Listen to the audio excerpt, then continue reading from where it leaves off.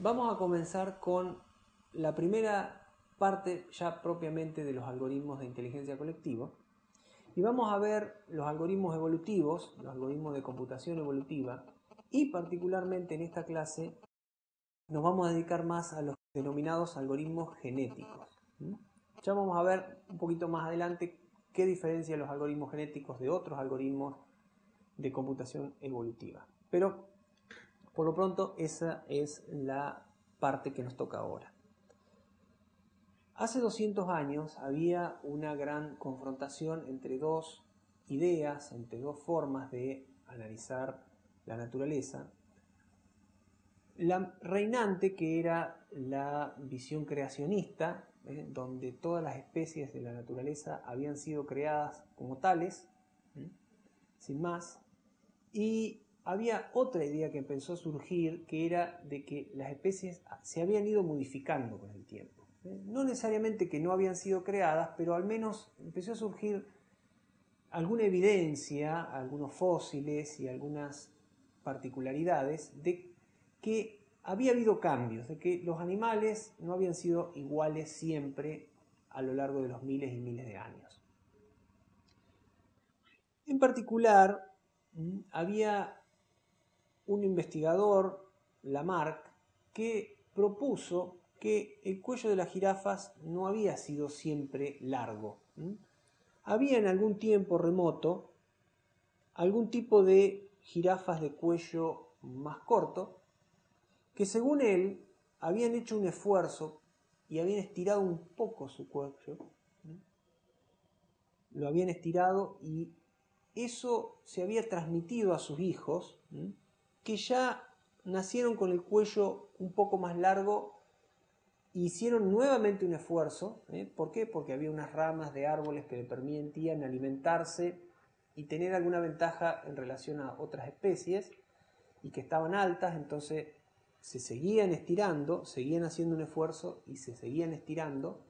Entonces Lamarck proponía que luego de miles y miles de años de que esta jirafa le gustaba siempre la misma planta o obtenían ciertas ventajas evolutivas al comer esa planta que otros animales no comían, con los años, decía, habían logrado tener el cuello largo de esta manera tan extraña que a todos les sorprende. Sin embargo, había algo en la teoría de Lamarck que hoy sabemos muy bien que no es así y que invalidaba eso. La idea era una buena idea, pero ¿se heredan las propiedades que se adquieren durante la vida? Por ejemplo, si alguien tiene un accidente y queda sin una pierna, ¿hay algún efecto de eso en los hijos de esa persona? Si esa persona luego tiene hijos, ¿le va a salir una pierna un poco más corta o alguna cosa así? No. Digamos. O vamos a poner un ejemplo por la positiva. Alguien se entrena mucho y va mucho al gimnasio y se hace unos músculos muy grandes y después ¿qué le van a salir hijos más musculosos o con más tendencia a ser musculosos? No, en absoluto. Hoy por hoy, a pesar de que yo doy ejemplos muy ridículos, hoy por hoy es bien sabido de que los caracteres adquiridos, que son estas que estamos ejemplificando, no se heredan, o sea, no se transmiten a los hijos, sino que la transmisión es una transmisión de caracteres que ya están codificados en el material genético de cada individuo. Están codificados incluso cuando el individuo nace. Así que en esa época, hace 200 años, no se sabía todo esto y la teoría de Lamarck parecía razonable, aunque no había suficientes pruebas como para demostrar que efectivamente había sido así. Otra teoría que surgió más o menos hace 150 años y que realmente fue una de las revoluciones, si no la revolución más grande de la ciencia y del conocimiento en toda la historia, fue la teoría que se denominó teoría de la evolución, que propuso Darwin. Esta idea que propone Darwin también tenía alguna relación con la anterior y en particular con el hecho de que eso que molestaba tanto, que las especies no habían sido creadas así como tales, sino que habían ido cambiando durante el tiempo, pero explicaba ese cambio, lo explicaba de una manera diferente. Lo explicaba con otro algoritmo, por decirlo en términos computacionales. Había dos elementos fundamentales en la teoría de Darwin. La variación, había alguna capacidad de los individuos de variar. En esa época él no sabía qué era lo que hacía que hubiera pequeñas variaciones. Y la fuerza de la selección natural. Ahora vamos a ver cómo funcionaba esta idea de Darwin. Darwin lo que decía es que a partir de la variación, en una generación de jirafas, había alguna que tenía, por este fenómeno de variación, el cuello un poco más largo. Estas variaciones hoy sabemos cómo se dan. Un ejemplo son las mutaciones. Pero en esa época no se sabía y Darwin tenía la idea de que tendría que haber algún mecanismo que hiciera que hubiera pequeñas variaciones en los individuos hijos generación tras generación. Entonces, aquella jirafa que tenía el cuello un poquito más largo tenía mayor probabilidad de sobrevivir. O sea, la selección natural, que es esta otra componente importante conceptualmente, hacía que, en este caso, las jirafas con esa característica, como decíamos antes, alcanzaban mejor ciertas hojas, eran más fuertes, se alimentaban mejor y sobre todo, ¿qué tenían? Tenían la posibilidad de reproducirse y transmitir esa pequeña variación que habían tenido, que les había dado ventajas evolutivas, ventajas en el medio, a sus hijos. Entonces, fíjense que esa variación que decía Darwin no era lo mismo que hacer un esfuerzo para llegar a una planta y que se les tire el cuello. Darwin decía que ya nacían con esa variación. Y en eso acertaba.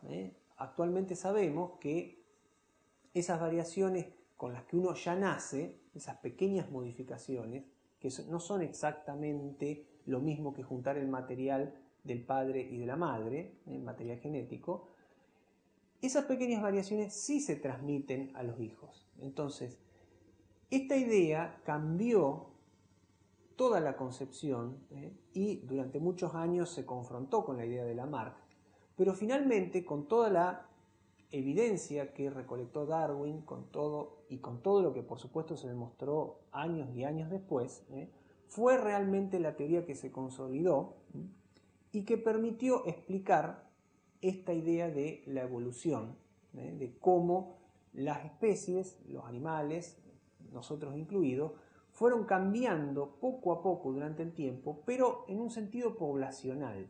Lo que incorpora de manera muy importante es la idea de población, la idea de que en toda la población, en una gran cantidad de individuos, hay pequeñas variaciones y que de toda la población, aquellos individuos que tienen las variaciones que lo benefician en ese entorno particular y en ese momento del tiempo en particular, pueden reproducirse con más probabilidad y por lo tanto transmitir esas variaciones. Hoy, por supuesto, sabemos que eso ocurre así, luego se descubrió el ADN y se descubrieron montones de evidencias científicas que demostraron cómo funciona, también mostraron otras formas de evolución, muy minoritarias, pero que también funcionan en la naturaleza. Así que esta idea de Darwin realmente explicó cómo había sido la evolución, cómo fueron cambiando las especies y cómo se llegó a animales tan curiosos como una jirafa que tiene el cuello tan largo y muchos otros. ¿Qué tiene que ver todo esto con la asignatura? ¿Qué tiene que ver con la informática, con la computación? Bueno, nuevamente este es un hecho de la naturaleza y lo que vamos a hacer nosotros es tratar de aprovecharnos de esta idea de la naturaleza para armar algoritmos, para armar programas de computadora que, utilizando estas ideas tan ingeniosas, nos permitan resolver problemas complejos. Y en particular, lo que nosotros queremos hacer es convertir esto que propuso Darwin, esta idea de cómo evolucionan las poblaciones, convertirlo en un algoritmo computacional que nos permite resolver problemas. Resolver problemas del tipo que sean, que no tienen a lo mejor nada que ver con la naturaleza, ni mucho menos con la jirafa que estábamos hablando, sino algoritmos computacionales que nos permitan resolver problemas de la ingeniería, científicos o del tipo que sea. Eso es lo que vamos a ver a continuación.